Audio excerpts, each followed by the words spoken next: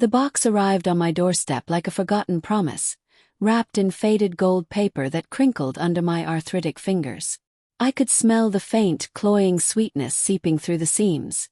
Chocolates, of course. My son James had remembered my birthday after all. Or so I thought. As I tore open the wrapping, my heart stuttered, not from joy, but from the sight inside. A cheap assortment from the corner drugstore, the kind with artificial cherry centers that always stuck to my teeth. No card. No note. Just a scrawled label. "Happy birthday, Mom." I slammed the lid shut, the thud echoing in my empty kitchen like a door closing on the last shred of hope. Rage boiled up from my gut, hot and acidic, burning away the tears I refused to let fall. How dare he? After everything I'd sacrificed, nights scrubbing floors to pay for his college, years alone after his father left, this was my reward? A box of afterthoughts. In that moment, humiliation twisted like a knife in my chest, and I knew what I had to do. I marched over to Sarah's house, my daughter-in-law's pristine suburban palace, and thrust the box into her manicured hands. "Here," I snarled. "James sent these for me, but you can have them. You take everything else from him anyway." Her eyes widened in feigned surprise, but I saw the flicker of triumph there. And that's when the real betrayal began to unravel, thread by poisonous thread. I trudged back home under a sky heavy with storm clouds, the wind whipping my thin coat like an accusation. My house, once a haven of family laughter, now felt like a mausoleum, dusty curtains drawn against the world, the refrigerator humming its lonely tune. I collapsed into my armchair, the worn fabric scratching my skin, and let the memories flood in. James as a boy, his chubby hands clutching mine as we baked cookies in this very kitchen. The scent of vanilla and warmth. His giggles filling the air. Where had that boy gone? Swallowed by Sarah, that's where. She'd slithered into our lives 5 years ago, all honeyed smiles and designer dresses, whispering in his ear until he pulled away. "Mom's too clingy," I'd overheard her say once at a family dinner, her voice like silk over steel. "She needs to let go." Let go. I'd built him from nothing, shielded him from his father's drunken rages, and now I was the burden. That night, sleep evaded me, my mind a whirlwind of resentment.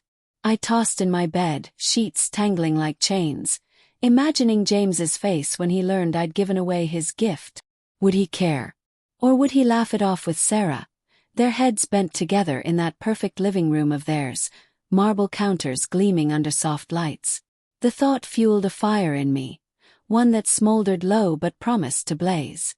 By morning, humiliation had curdled into anger, sharp and unyielding. I needed answers. Why the cheap chocolates? Why no call?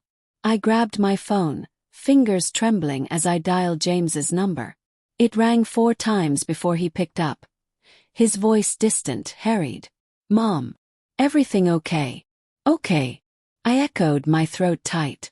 "You sent me a box of drugstore chocolates for my 70th birthday, James. No card. No visit. What am I supposed to think?" Pause, heavy with unspoken words. Then a sigh.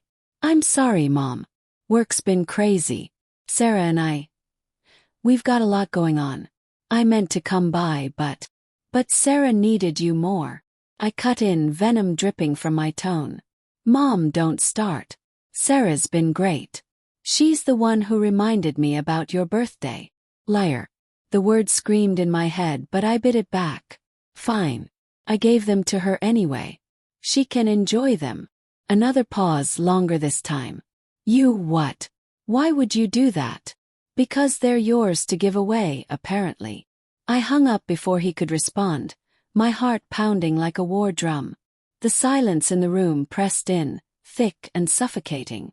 Doubt crept in then. Had I overreacted? Was this just paranoia, the ramblings of a lonely old woman?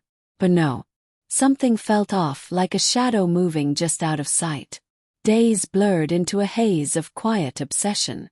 I started watching them. From my window, I could see their house down the block, lights flickering like distant stars. Sarah's car pulling in late, James's truck absent more often than not. I told myself it was concern, James worked long hours at the firm, but resentment whispered otherwise. One evening, as rain pelted the panes like accusatory fingers, I slipped out, umbrella in hand, and crept closer. Their voices drifted through an open window, muffled but clear enough to slice through me. "Can't believe she gave them to me," Sarah was saying, her laugh tinkling like broken glass. "As if I want her pity chocolates. God, James, your mother's unhinged." "Shoo, keep it down," James murmured, but there was no defense in his tone, only exhaustion. "She's just old. Lonely. Lonely. She's manipulative. Remember last Christmas? Accusing me of stealing her earrings when she probably lost them herself. We need to cut her off before she drags us down." My breath caught, a fist clenching around my lungs. Cut me off? After I'd loaned them money for the down payment on that house? Heartbreak crashed over me, wave after wave, mingling with fury. I pressed against the wet siding, the chill seeping into my bones, listening as they plotted. "I've been thinking," James said, his voice low. "The will. If we can get her declared incompetent. The house, the savings. It could be ours. Sarah with the baby coming." Baby. The word hit like a thunderclap. They were expecting and hadn't told me. Humiliation burned anew, excluded from my own grandchild's life. But worse was the scheme unfolding. Incompetence. They'd fabricate stories, isolate me, take everything. Betrayal, cold and calculated, from my own flesh and blood. I retreated into the storm, rain masking my sobs. Back home I paced the creaking floors, mind racing.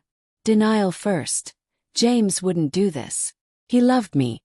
But the words echoed, undeniable. Fantasies bloomed then. Storming in, confronting them, watching their faces crumple. But no, that was too quick, too merciful. Resentment hardened into resolve. A steel core forming amid the chaos. And make them pay. Not with screams, but with silence. With strategy. The next morning, sunlight filtered through grimy windows, mocking my turmoil. I sat at the kitchen table, coffee cooling untouched, plotting. First evidence. I needed proof of their words, their plans. My old computer hummed to life, fingers flying over keys as I searched for ways to record, to spy. Guilt nipped at me. What kind of mother suspects her son? But heartbreak silenced it. They started this war. Began small. A concerned called to James's office, fishing for details on his schedule. "He's out a lot lately," his secretary confided. "Meetings with lawyers. Confirmation. Then, a visit to Sarah under pretense of apology. She opened the door, belly just starting to show under her sweater, eyes wary. "Eleanor, what are you doing here?" I'm sorry about the chocolates," I said, forcing a tremble into my voice. Vulnerability as bait. I was hurt. "Can we talk?" She hesitated, then stepped aside. The house smelled of lavender and lies, pristine as always. We sat in the living room, her on the edge of the couch, me scanning for clues. A stack of papers on the coffee table. Legal forms. I leaned forward, but she snatched them away. "James told me about the baby." I lied, watching her reaction. Her face paled. "He what?" "We weren't ready to." "Share with me." I finished, voice soft but edged. "Why not? I'm family." "It's complicated," she muttered, avoiding my gaze. "You've been difficult." Difficult. The word stung, fueling the fire.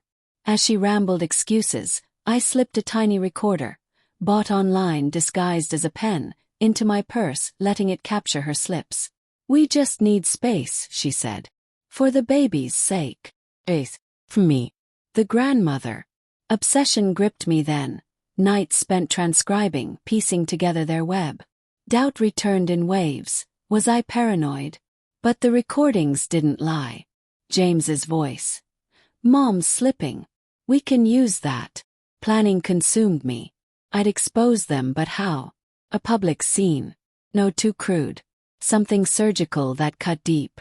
Fear whispered warnings. What if they turned it on me?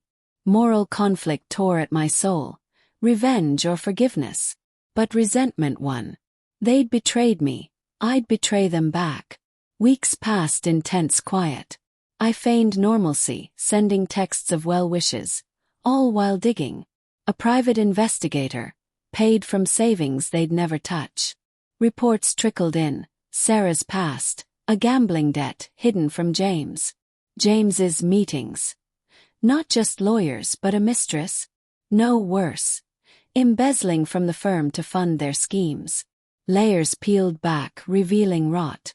One night, thunder rumbling outside. I sat in the dark, heart pounding with cold resolve. The plan crystallized. Use their secrets against them. Leak the embezzlement anonymously. Watch their world crumble. Guilt flickered. James was my son, but humiliation drowned it. They'd chosen this path. As I drafted the email, fingers hovering over send, suspense built like a storm. What if it backfired? What if I lost him forever? But the box of chocolates mocked me from memory. Thoughtless. Betrayed. The email whooshed into the void, anonymous and damning, attachments bursting with proof. Bank statements, blurry photos of James slipping envelopes to shady figures in parking lots. My investigator had been thorough. His report a scalpel slicing through their facade. I leaned back in my chair, the computer's glow casting harsh shadows on my face. Heart racing with a mix of triumph and terror. Had I really done it? The room spun, the tick of the wall clock like a countdown. Obsession had driven me here, but now guilt clawed back, raw and insistent. James was my blood. Sarah carried my grandchild. What monster had I become? Morning brought no immediate thunder. I busied myself with mundane tasks, watering wilted plants, their leaves curling like accusations, while tension coiled tighter. Every car passing outside made me flinch, expecting police or a furious knock. By afternoon my phone buzzed. James. Mom. You home? We need to talk. His voice cracked, a hairline fracture in his usual composure. I invited them over, voice steady despite the storm inside. They arrived disheveled, James's tie askew, Sarah's eyes red-rimmed, her belly more pronounced under a loose blouse. We sat in my living room, the air thick with unspoken rage. What's going on? I asked innocently, pouring tea with trembling hands. The porcelain clinked, a fragile sound in the heavy silence. James paced, fists clenched.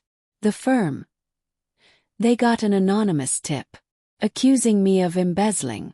It's bullshit, Mom, but they're investigating. If this gets out. Embezzling. I feigned shock, heartbeat thundering. Who would do that? Sarah shot me a glare, sharp as a dagger. Someone who hates us. Someone close. Her words hung, laced with suspicion. Tension crackled, slow burn turning to inferno. I sipped my tea, tasting victory and ash. Maybe it's karma, I murmured. What did you say? James whirled, face paling. Nothing. But inside, fantasies played. Their house foreclosed, Sarah's debts exposed, James begging forgiveness. Yet doubt gnawed, had I gone too far? As they argued defenses, I steered the conversation, probing. Sarah, how's the baby? Stress can't be good. She touched her stomach, protective. We're managing. But if this ruins us. James, tell her about the will. He froze. Sarah, no. The will. I echoed, pulse quickening. She leaned forward, eyes blazing. We were going to ask you to update it. For the baby. But now, with this mess. Revelation dawned. Not just incompetence but coercion. They planned to pressure me directly. Resentment surged anew, justifying my strike. That night, alone again, I monitored the fallout. News trickled via online searches. Whispers of scandal at the firm. James called daily, voice fraying. Mom, if you hear anything. Paranoia ate at him, mirroring my own. But Sarah cracked first. She showed up unannounced, rain-soaked, mascara streaking her cheeks. It was you, wasn't it? Me. I stepped aside, letting her in. The door clicked shut like a trap. The tip. You hate me. Ever since James chose me. Chose you. Heartbreak flared. He was mine first. She laughed bitterly. Yours. You smothered him. Drove his father away with your nagging ways, but they stung.